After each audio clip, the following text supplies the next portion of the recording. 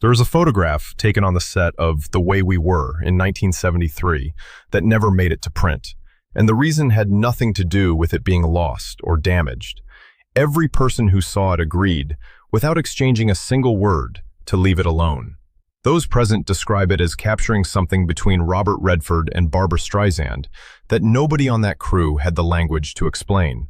Not romantic, not professional, something closer to the look two people share when they have accidentally seen past each other's walls, and neither knows what to do with that knowledge. For 50 years, Hollywood reached for the easiest explanation, which was romance, and then for the second easiest, which was tension.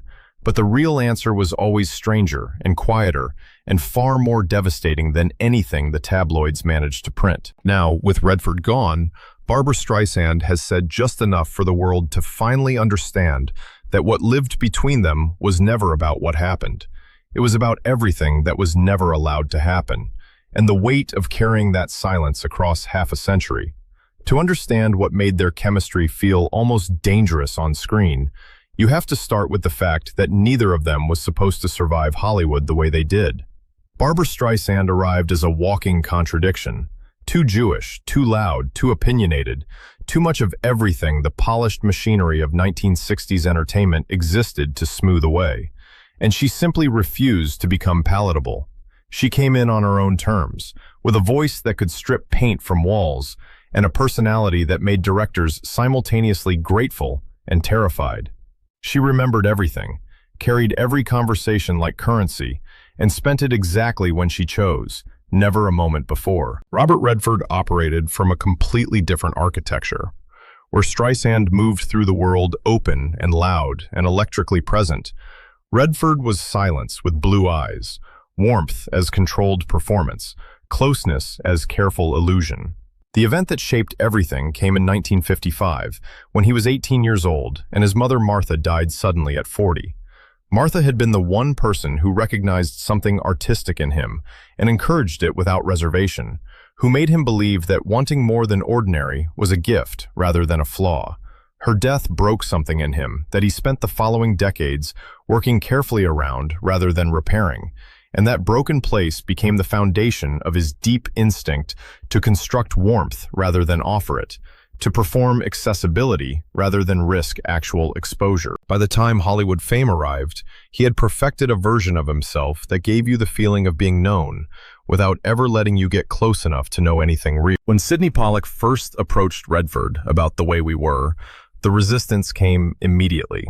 Redford read the script and felt that Hubble, the golden, charming man who drifts into Katie's orbit and can never quite hold himself there, lacked any real interior conflict worth playing. He told Pollack directly that Hubble had no spine, that the character existed only in relation to the woman who loved him, and that performing a man with no genuine internal struggle felt more like decoration than acting. Word reached Streisand, who had fought hard for this film and believed in its emotional core with total conviction, and the comment stung her in a way she couldn't entirely hide. None of that mattered because she couldn't argue with it either. Redford was right, and she admitted later that hearing his take frightened her precisely because she had been quietly avoiding the same thought for months. What audiences have never fully known is that the version of the film they saw was the third reimagining of a story, overhauled multiple times before a single frame rolled. And much of that work happened because of creative friction between two people too serious about their craft to pretend they agreed when they didn't. The tension that lived on that set was philosophical, not romantic, though from every angle it looked the same. Streisand believed love stories needed pain, needed honest acknowledgement of how thoroughly two people could fail each other while still genuinely caring.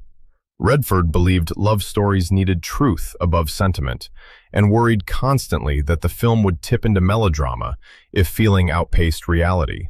These differences don't come from preference. They come from the deepest part of who a person is, from everything they have survived, and what those losses taught them about the gap between what love promises and what it delivers. Pollack stood between them every day and stopped trying to resolve the tension early on, because what he realized quickly was that the tension wasn't the problem to be solved.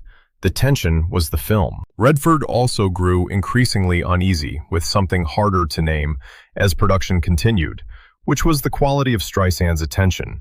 She was not built for manufacturing feeling in front of a camera and then setting it aside between takes.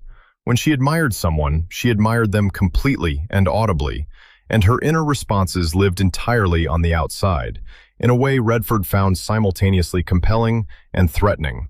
His entire adult life had been organized around keeping his emotional interior somewhere unreachable, and Streisand didn't casually walk anywhere. She arrived. Biographer Robert Hoffler noted that Redford sometimes requested distance from Streisand between takes because her emotional presence felt too sincere, too difficult to set aside when you needed to be somewhere outside the scene. Pollack said it plainly and said it often. They were never relaxed together, and that tension did all the work. What Streisand did not know during filming, what she only learned afterward through crew members and mutual friends, was the full architecture of Robert Redford's grief. She understood he was guarded. She did not understand why the walls were so precisely and painfully built. The death of his mother Martha in 1955 was one layer of foundation. Scott was another. In 1959, before fame and before any of it, Robert Redford and his wife Lola Van Wagenen lost their first child, a son named Scott, at 2 months old. Redford spoke about it almost never, and on the rare occasions when he did, he used the economy of someone who knows that certain griefs are too large to survive if you give them room to expand inside you. He said once that there are wounds you learn to walk with that never heal, and then moved on to other subjects the way people do when they have learned that the only passage through certain conversations is straight through, without slowing down. Redford's marriage to Lola endured for 27 years, through the lean early years, and then through the full explosion of fame that came with Butch Cassidy and the Sundance Kid. But fame does things to the architecture of a quiet life, and slowly, the stability they had built together became harder to maintain under full public exposure. They separated and eventually divorced, and Redford pulled back further into privacy, into his Utah properties, into the world of the Sundance Film Festival that he built as a refuge for independent cinema. A second marriage came later, to German painter Sibylle Zaggers, and his final years were spent in a deliberate quietness. The death of his son James in 2020 devastated him and pulled him further from public life. When Streisand finally learned the shape of these losses, her understanding of their entire working relationship shifted in a way she described as both clarifying and painful. The distance she had read as dismissal now looked completely different. She had been pressing herself against windows that were not designed to open, not because of anything she had done or failed to do, but because of what he had learned to protect against across a lifetime of losses. Her words to a close friend were simple. She wished she had known sooner, and she would have treated him differently. That single sentence carried more than any rumored romance ever could, because it wasn't about what she felt for him in the way the tabloids always wanted to frame it. It was about what she had failed to see in him, and the years spent misreading his silence as judgment of her rather than as testimony about himself. The aftermath of The Way We Were arrived with its own relentless pressure. The film became a phenomenon, and Marvin Hamlish's score, with Streisand's recording of the theme song, seemed overnight to become one of the most recognizable sounds in American popular culture. Magazine covers declared them Hollywood's secret lovers, with the confidence of a verdict. Fan letters arrived by the hundreds, addressed to them as a couple who simply hadn't told the world yet, and journalists followed them, looking for evidence in every shared appearance and every deliberate absence. And that's when Redford, already deeply uncomfortable with how emotionally legible their work together had become, started feeling something close to alarm. Being absorbed into a narrative he couldn't control was exactly the kind of exposure his entire life had been organized to prevent. He began avoiding joint appearances with calculated precision. At a prominent industry event in 1974, Redford arrived late, deliberately, specifically to avoid being photographed standing beside Streisand, because any image of the two of them together would have functioned as confirmation of a story that had no confirmation to give. Streisand read his absence as coldness directed at her. Redford experienced it as simple survival. And this is where it gets to the center of whatever they were to each other, because the tragedy was never external circumstance. She read presence as welcome. He read presence as exposure. Neither of them was wrong, given who they were and what they were carrying, but their rightness existed in directions that could never point the same way at the same time. Their communication after the film settled into something polite, careful, and emotionally sealed. Streisand found the managed politeness persistently and quietly sad in a way she didn't have language for at the time. Redford had achieved a partial untangling from the public narrative and found something close to relief in the formal distance, even as the thing he had told a friend quietly after filming ended refused to leave him alone. What he had said was that he didn't know what they had created together, but that it would follow them for the rest of their lives. He wasn't wrong. Robert Redford died at 89, and Barbra Streisand said nothing for 5 days. That silence got noticed everywhere and treated as significant by anyone who understood that between these two people, silence had always carried more than words. When she finally spoke, the words she chose were not the words of someone cataloging a legendary career. She wrote about the excitement and intensity of every day on that set, called him one of a kind with the simplicity of someone who has held a thought for decades and decided the plainest expression is the most honest one. And then she wrote about a promise, a small, private, entirely personal promise made between the two of them to one day exchange their drawings.